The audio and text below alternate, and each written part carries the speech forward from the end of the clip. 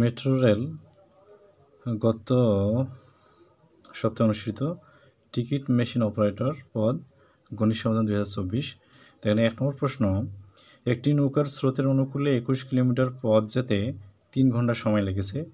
নৌকার প্রকৃত গতি ঘন্টায় 5 কিলোমিটার হলে ফিরে আসার সময় কত ঘন্টা সময় লাগবে? তো এখানে দেওয়া আছে টোটাল যে দূরত্ব সেটা হচ্ছে 21 কিলোমিটার টোটাল দূরত্ব। তো আমরা জানি অনুকূল বেগের ক্ষেত্রে নৌকার বেগ যোগ স্রোতের বেগ করলে আমরা অনুকূল বেগটা পাবো। তাহলে অনুকূল বেগ সমান নৌকার বেগ যোগ স্রোতের বেগ, আর প্রতিকূল বেগ সমান নৌকার বেগ বিয়োগ স্রোতের বেগ। তো অনুকূল বেগ এখানে দেওয়া আছে 3 ঘন্টা সময় লেগেছে অনুকূলে যেতে, তাহলে 1 ঘন্টায় যাচ্ছে 3 × 7 = 21, তাহলে 7 অনুকূল বেগ আছে এখানে 7। আর নৌকার বেগ দিয়েছে, নৌকার প্রকৃত গতি বলতে নৌকার বেগ ঘন্টায় কত 5 কিলোমিটার। তো এখান থেকে যদি আমরা ক্যালকুলেশন করি তাহলে 7 থেকে 5 বাদ দিলে হচ্ছে 2, তাহলে স্রোতের বেগ হচ্ছে 2। এখান থেকে যদি প্রতিকূলের বেগটা বের করি তাহলে নৌকার বেগ 5 আর স্রোতের বেগ হচ্ছে এখানে 2, 5 থেকে 2 বাদ দিলে কত হচ্ছে 3, তাহলে প্রতিকূলের বেগ হচ্ছে 3। আর প্রতিকূলে এই 21 কিলোমিটার আসতে সময় লাগবে 3 × 7 = 21 ঘন্টা। তার মানে 3 দিয়ে যে আমরা ভাগ করি 21কে, কত হচ্ছে 21/3 = 7 ঘন্টা। তাহলে 7 ঘন্টা হচ্ছে উত্তর, প্রতিকূলে আসতে 7 ঘন্টা সময় লাগবে।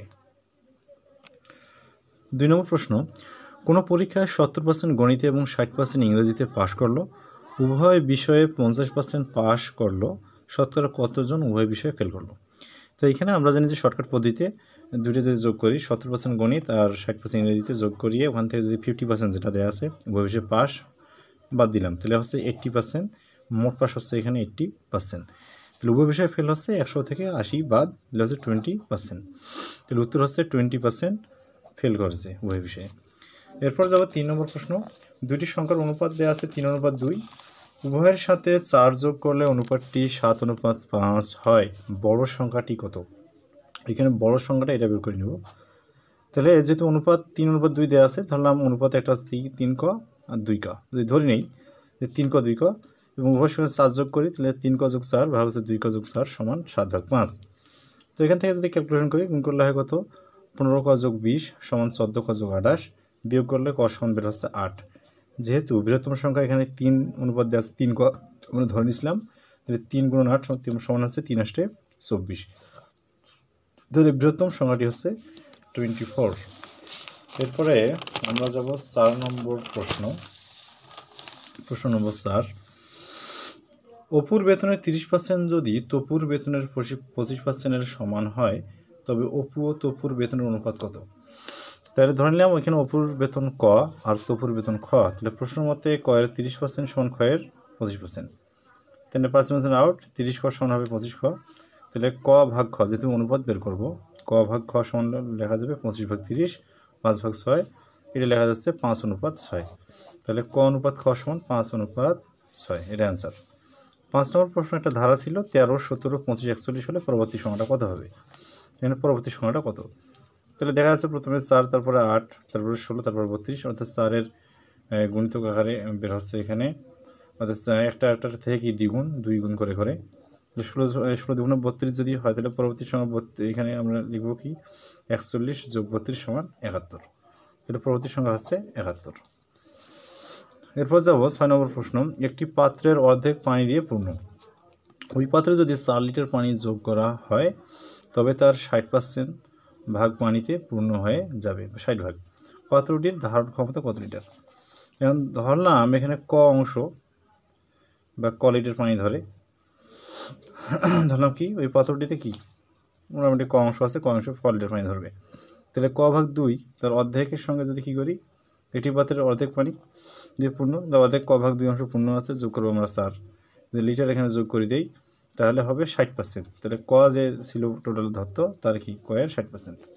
তো এখান থেকে ক্যালকুলেশন করলে আমরা ক + 8 সমান পাবো ভাগ 2 সমান 3 ক ভাগ 5 সমান 5 ক যোগ 40 সমান 6 ক সমান হচ্ছে 6 থেকে 5 ক দিলে ক থাকবে, ক সমান 40। তাহলে উক্ত পাত্রে 40 লিটার পানি ধরবে, এটা অ্যান্সার। এরপরে যাব 7 নম্বর প্রশ্নে, যে একটি অফিসের কর্মচারীর মধ্যে 2/3 মহিলা, পুরুষ কর্মচারীর 1/4 বিবাহিত এবং 18 জন অবিবাহিত, ওই অফিসের কর্মচারীর সংখ্যা কত? তো এখানে দেওয়া আছে যে 2/3 কি কর্মচারীর পুরুষ,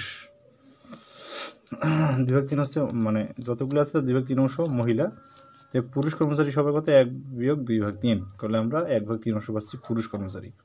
আবার এই পুরুষ কর্মচারীর মধ্যে যেটা বিবাহিত, পুরুষ বিবাহিত তাদের সংখ্যা হচ্ছে 1/3 1/4 মানে 1/12 অংশ।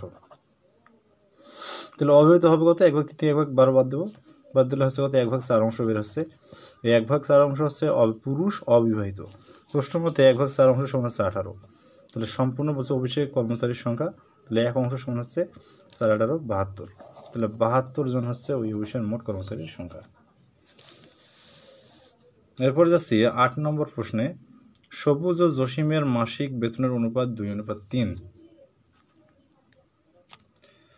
এবং তাদের মাসিক খরচের অনুপাত 5:8।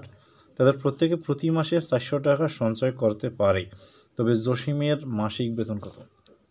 তো এখানে দুজনের আয়ের অনুপাত দেওয়া আছে, মাসিক বেতনের অনুপাত বা আয়, এবং তার মাসিক খরচের অনুপাত দেওয়া আছে 5:8। তাদের প্রত্যেকে প্রতি মাসে 400 টাকা সঞ্চয় করছে, তাহলে জসিমের মাসিক বেতন কত এটা বের করতে হবে। অঙ্কগুলো খালি পেঁচালো অঙ্ক, ম্যাটেরিয়াল অনেকটা গুরুত্ব দিয়ে মানে প্রশ্নটা করছে, এই জন্য অনেকটা পেঁচা কাছে দিয়েছে। তাহলে ধরলাম যে বেতনটা 2 ক অনুপাত 3 ক আর খরচ হচ্ছে 5 ক অনুপাত 8 ক। তাহলে যেহেতু মাসিক এখানে খরচের পরে 400 টাকা করে জমা হয় প্রতি মাসে, যে 2 ক থেকে 5 ক যদি বাদ দেয় তাহলে সঞ্চয়, 3 ক থেকে 8 ক বাদ দিলে ওই সঞ্চয়ের সমান। তখন এই দুখান থেকে আমরা লিখতে পারি 2 ক বিয়োগ 5 ক সমান 3 ক বিয়োগ হচ্ছে 8 ক। তো এখান থেকে ক সমান আমরা পেব 3 খ। তাহলে ক সমান পেলাম কত 3 খ। এখন কয়ের এখানে মানটা যদি বসে দেই, প্রথম এখানে 2 গুণন 3 খ মাইনাস এখানে কত 5 খ সমান 400। এখান থেকে খ সমান পাওয়া যাবে 400। এখন খ যদি 400 হয়ে যায় তাহলে ক সমান 3 খ সমান 3 × 1200। প্রশ্নে বলা আছে যে জসিমের মাসিক বেতন কত। জসিমের মাসিক বেতন আমরা ধরেছিলাম এখানে অনুপাতের সাহায্যে 3 ক, তাহলে 3 × 1200 3 × 12 3600। তাহলে অ্যান্সার হচ্ছে 3600 টাকা জসিমের মাসিক বেতন। এরপরে আমরা প্রশ্ন নম্বর এবার যাব 10 নম্বর প্রশ্নে। পিতা ও পুত্রের বর্তমান বয়সের 2 গুণ বয়স, মানে পিতার বয়স পুত্রের বয়সের 2 গুণ, এটা হচ্ছে মূল কথা। 8 বছর আগে তাদের বয়সের অনুপাত ছিল 5:2। পিতার বর্তমান বয়স কত? তো ধরলাম পিতার বয়স 2 ক, তাহলে পুত্রের হচ্ছে এখানে ক দ্বিগুণ, তাহলে 2 ক বিয়োগ 8 ভাগ হচ্ছে ক বিয়োগ 8 সমান 5/2। 8 বছর পূর্বে যে অনুপাতটা এটা 5/2 সমান। তো এখানে ক্যালকুলেশন করলে ক এর মান পাওয়া যাচ্ছে 24। ক এর মান পেয়ে গেলাম 24। তাহলে পিতার বর্তমান বয়স দ্বিগুণ, 24 দ্বিগুণে 48 বছর। অ্যান্সার হচ্ছে 48 বছর। 11 নম্বর প্রশ্ন, আরিফ একটি কলম 48 টাকায় বিক্রি করে 20% লোকসান হয়, বিক্রয় মূল্য কত বাড়লে 10% লাভ হবে? তো এখানে যেটা বিষয় যে 80 টাকায় কলম বিক্রয় করতে হবে, এখানে 110 টাকায়, তার মানে 20% ক্ষতিতে বিক্রয় মূল্য হচ্ছে 80 আর 10% লাভ হলে কত 110। এই জন্য 80 টাকার কলম বিক্রি করতে হবে 110 টাকায়, 1 টাকার কম, আর 48 টাকার কলম বিক্রি করতে হচ্ছে, যদি ক্যালকুলেশন করি কত হয় 66 টাকা। তাহলে বিক্রয় মূল্য বাড়াতে হবে 66 বিয়োগ 48 সমান 18 টাকা। তাহলে আনসার হচ্ছে 18 টাকা। এরপর যাব 12 নম্বর প্রশ্ন। এক দোকানদার একটি কলম ধার্য মূল্যের 5/7 দামে বিক্রয় করলে 20% ক্ষতি হলো। কলমটি ধার্য মূল্যে বিক্রয় করলে শতকরা কত টাকা লাভ হতো? অঙ্কগুলো খুব পেঁচালো এবং আইবিএর যে কোশ্চেনগুলো করে বাংলা মিডিয়াম আইবিএ এবার সেম টাইপের প্রশ্ন। তো এখানে 20% ক্ষতিতে 80 টাকা ধরে নিলাম প্রথমে, যে ধার্য মূল্য 7 ক আর বিক্রয় লাভ অবশ্য কত 5 ক টাকা, ওই যে 5/7 করলে এখানে 5 ক টাকা আসবে বিক্রয় মূল্য। তাহলে 20% ক্ষতিতে যদি 80 টাকা বিক্রয় মূল্য হয়, তাহলে এখানে ক্রয় মূল্য, এটা হচ্ছে ক্রয় মূল্য 100 টাকা, 1 টাকা হলে কম, আর 5 ক টাকা যদি বিক্রয় মূল্য হয় তাহলে এখানে ক্রয় মূল্য বেরোচ্ছে 100 গুণন 5 ক ভাগ 80, এটা হচ্ছে একটা ক্রয় মূল্য। এখন যে বিষয়টা, এখন ধার্য মূল্যে বিক্রি করলে কি লাভ হবে? ধার্য মূল্যটা সাধারণত ক্রয় মূল্য থেকে বেশি হয়ে যায়। তাহলে 7 ক হচ্ছে ধার্য মূল্য, এই মূল্যে বিক্রয় করলে, আর এখানে ক্রয় মূল্য ছিল 500 ক, গুণ করলে উপরেরটা 500 ক হয়ে যাবে, এটা গুণ করলে 500 ভাগ 80, 500 ভাগ 80 হয়ে যায়। তো বিয়োগ করলে এখানে লাভটা পাবো। তো এখান থেকে বিয়োগ করলে লাভ হচ্ছে 60 ক ভাগ 80, তাহলে শতকরা লাভ হচ্ছে এই যে এটা 500 ক ভাগ 80 টাকায় লাভ হয়েছে 60 ক ভাগ 80। এই জন্য এখান থেকে যদি গুণ 100% করি তাহলে আমরা লাভ পাই যাচ্ছি কত 12%। তাহলে অ্যান্সার হচ্ছে এখানে 12%। এরপর হচ্ছে 13 নম্বর প্রশ্ন। ঘন্টায় 42 কিলোমিটার বেগে ধাবমান একটি ট্রেন 230 মিটার একটি প্ল্যাটফর্ম 30 সেকেন্ডে অতিক্রম করলো। ট্রেনটির দৈর্ঘ্য কত মিটার। এখানে ট্রেন অঙ্কগুলো আমরা জানি যে ট্রেন যতক্ষণ কোনো একটা প্ল্যাটফর্মকে অতিক্রম করবে তখন ট্রেনের দৈর্ঘ্য প্লাস প্ল্যাটফর্মের দৈর্ঘ্য অতিক্রম করতে হয়। তাহলে ট্রেনের দৈর্ঘ্য প্লাস প্ল্যাটফর্ম সমান ট্রেন কর্তৃক অতিক্রান্ত দূরত্ব, এটা একটা সূত্র। তাহলে 3600 সেকেন্ড বলতে 1 ঘন্টায় যাচ্ছে কত, 42,000 মিটার, 42 কিলোমিটার।